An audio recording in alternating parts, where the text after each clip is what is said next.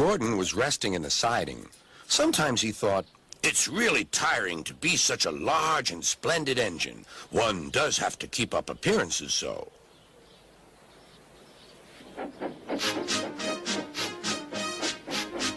Beep, beep, beep, beep. Hello, lazy bones, whistled Henry.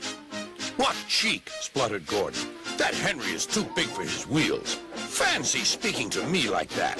Me, who has never had an accident. Are jammed whistles and burnt safety valves accidents? Asked Percy innocently.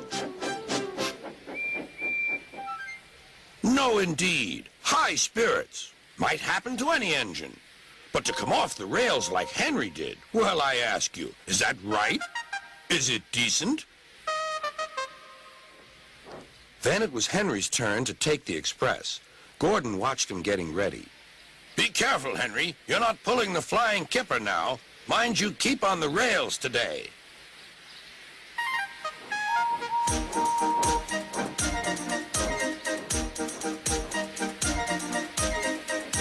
Henry went off in a huff, and Gordon yawned and went to sleep.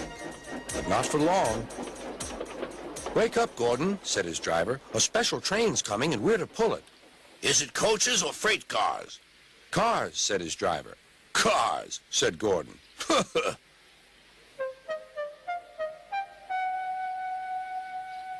Gordon's fire was slow to start, so Edward had to push Gordon to the turntable to get him facing the right way.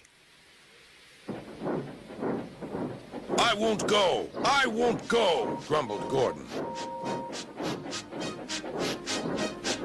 Don't be silly! Don't be silly! Puffed Edward.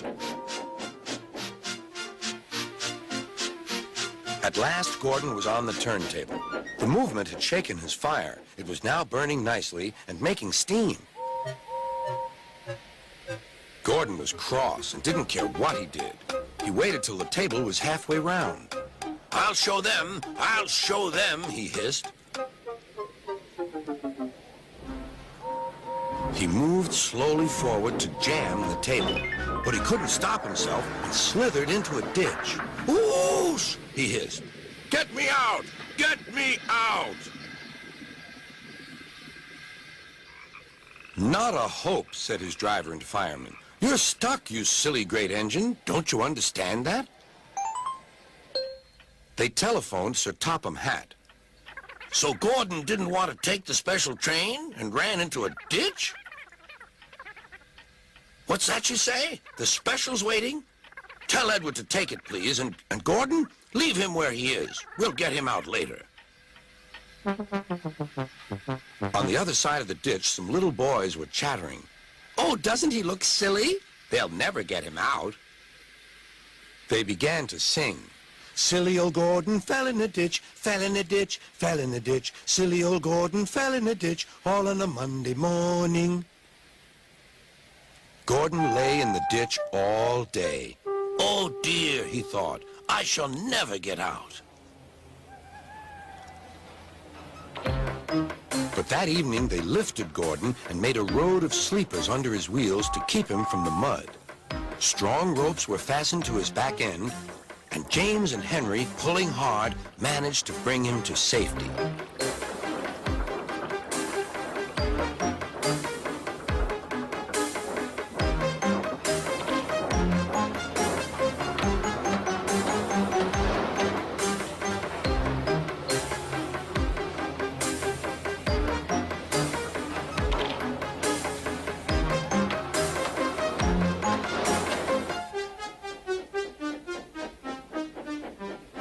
Late that night, Gordon crawled home, a sadder and wiser engine.